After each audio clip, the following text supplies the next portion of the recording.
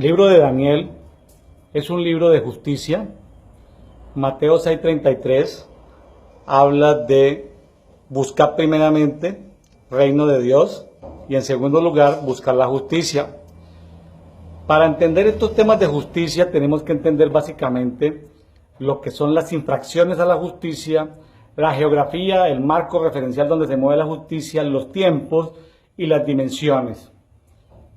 A ver, vamos a ver el tema de las infracciones. El pecado es un nivel de infracción, la iniquidad, la rebelión. Hay algo interesante que sucede aquí en el capítulo 8 de Daniel, versículo 12, donde habla de la prevaricación. En el Nuevo Testamento se habla de transgresión. Inclusive en algunas Biblias en el Antiguo Testamento también se habla de transgresión. El término que utilizan es pechá. Pechá significa fraude, soborno, revuelta, separación. Ahora hay que tener en cuenta que muchos de los temas de prevaricación, algunos tienen perdón y otros no tienen perdón. Eso es un tema un poco complejo, pero hay que precisar sobre eso. La prevaricación pues lleva a la corrupción y la corrupción lleva a la muerte. Ahora, dentro de la geografía que estamos viendo, dentro de la geografía está la cartografía, la cultura, las escrituras. Vemos aquí en el libro de Daniel, hemos visto todo el tema del universo, lo que sucede en la Tierra, los planetas, las estrellas, en el reino mineral, reino vegetal, reino animal. Para entender los tiempos y poder hacer justicia hay que saber de historia, arqueología, de reinos, todo esto en el terreno natural, terrenal. Ahora, en la parte espiritual, entendemos que hay procesos de personas, de familia, de territorios y de cultura. Ahora, hay una guerra entre los sistemas espirituales y hay unos tiempos espirituales. Una cosa es el Cronos. En Grecia había un demonio llamado Cronos, otro demonio llamado Kairos, y hay otras designaciones de tiempo. Y esto a veces hay que saberlo entender. Como sea, hay visiones, como dice en Daniel 8:26, hay visiones guardadas para tiempos escondidos. Algo interesante que sucede en esta revelación de Daniel, donde podemos ver a Babilonia, a Media, a Persia, a Grecia, a Roma. Si le ponemos una letra A, E, I, O, U entre ellas, podemos hablar de un sistema Banpejirobu, marca registrada, ¿sí? Donde primero está Babilonia, luego está Media Persia, Grecia, Roma y lo que es el barro. En Daniel capítulo 2, la visión que tuvo el rey Nabucodonosor, podía ver a Babilonia con cabeza de oro, veía a Media y a Persia con pecho y brazos de plata, a Grecia con vientre y muslos de bronce, a Roma con piernas de hierro, pies de hierro, y veía pies de barro. Esa fue la visión que tuvo el rey Nabucodonosor y está expresado en Daniel capítulo 2. Aquí vemos lo que llamaríamos el problema de interpretación número 1. ¿Qué imperio, qué reino son los pies de barro? Algunos hablan de que el barro tiene que ver con los árabes, tiene que ver con la arena. Otros hablan que son los sistemas ancestrales donde se mueve la serpiente antigua, culturas ancestrales.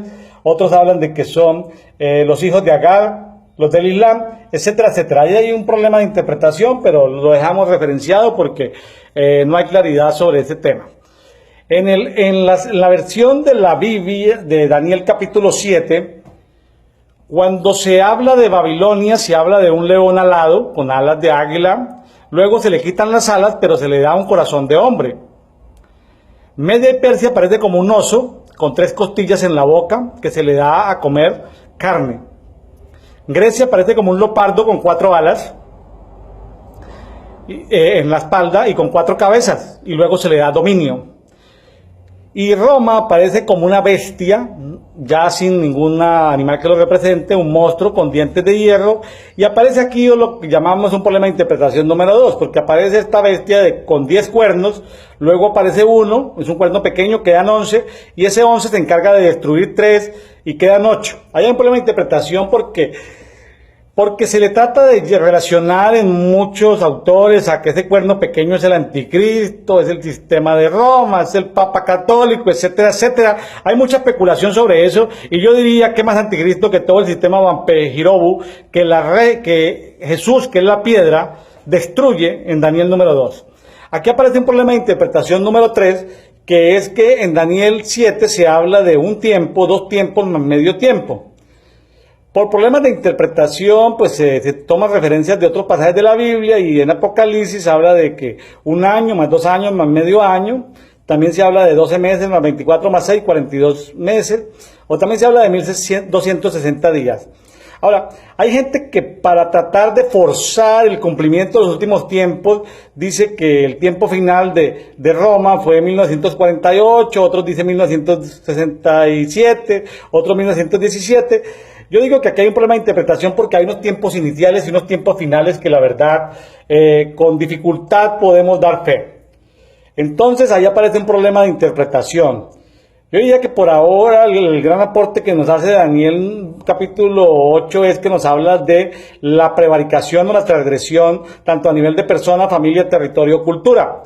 Pero veamos la división que tiene Daniel en el capítulo 8. Él ve un carnero. El carnero allí significa Agil, es la referencia H352, una oveja realmente, con 2 cuernos, y ese carnero es perseguido y destruido por Grecia. Grecia aparece como un macho cabrío, es decir, una cabra, género masculino. La referencia es H6842, Zafir, y con un cuerno que luego se convierten en 4 cuernos. Aquí aparece algo interesante, y es que se ve que aparecen 2300 tardes y mañanas, es un solo problema de interpretación número 5, y en la versión Septuaginta se habla de 2400 días. Algo interesante de todo esto, problema de los tiempos, es que, como dice en Daniel 8:26, hay una visión guardada y hay unos tiempos escondidos. Cuando a Jesús le preguntaron por los finales de los tiempos, Jesús se referenció a la abominación desoladora de la que hablaba Daniel. Pero ¿cómo así que abominación desoladora? Entonces vamos a los tiempos celestiales, vemos que en Génesis 1:1 hay un problema de interpretación, y es que es una de varias creaciones, una de muchas creaciones. Ahí empezó, los judíos hablan de que están en el 5777, sí, pero este es el alfa de un tiempo. Pero también se habla de que cayó el meteorito sobre el Golfo de México hace 65 millones de años, que destruyó los dinosaurios de la época. Entonces se habla de otro tipo de creaciones. Dice Génesis 1:1, en un principio Dios creó los cielos y la tierra. No es el único principio, sino hay otros principios. Ahora, algo interesante que sucede aquí en Daniel capítulo 8 es la prevaricación y la transgresión que hubo. Es decir, el fraude, el soborno, la revuelta, la separación que hubo. Luego vino una desolación. Durante 2300 tardes y noches hubo desolación, ruina, sufrimiento. En la eternidad el Cordero fue inmolado. ¿Y cómo lo sabemos? Porque en Apocalipsis habla del Cordero inmolado, un Cordero de 7 cuernos, de 7 ojos, que son los 7 espíritus de Dios que recorren la tierra. En Apocalipsis 5 el apóstol Juan está preocupado por quién va a abrir unos rollos, va a declarar unos tiempos, y solamente el Cordero inmolado es el que es digno de abrir esos rollos, de traer esa revelación. Y en Apocalipsis 13:8 se habla del Cordero que fue inmolado al principio de los tiempos. Entonces aquí vemos que para que haya justicia y haya restitución, el ciclo debe empezar con una nueva creación. Entonces nos vamos a algo que es el alfa y la omega, es decir, el final de un tiempo. Cuando a Jesús le preguntaron, ¿y cuál es el fin de los tiempos? Jesús contestó, dicho en un lenguaje actual, el final de los tiempos es el principio de los nuevos tiempos. El final de los tiempos es de lo que habló Daniel, dijo Jesús, de la abominación desoladora. Sí, pero si Apocalipsis dice que ese fue el principio de los tiempos, entonces, ¿de qué estamos hablando? Pues Jesús, que es el alfa y la omega, cada fin de un tiempo pues trae un nuevo alfa. Entonces vemos allá a Jesús como alfa y omega, y nos ayuda a entender todo esto. Dios les guarde y Dios les bendiga. Aquí lo importante de Daniel capítulo 8 es que nos trajo revelación sobre un asunto que tenemos que resolver, por el cual es bueno decir: Padre, perdona la prevaricación, la transgresión, el fraude, el soborno, la revuelta, la separación, la corrupción que hemos tenido a nivel personal, a nivel de familia, a nivel territorial. Ponte en paz con Dios en lo relacionado al tema de prevaricación y en lo relacionado al tema de transgresión.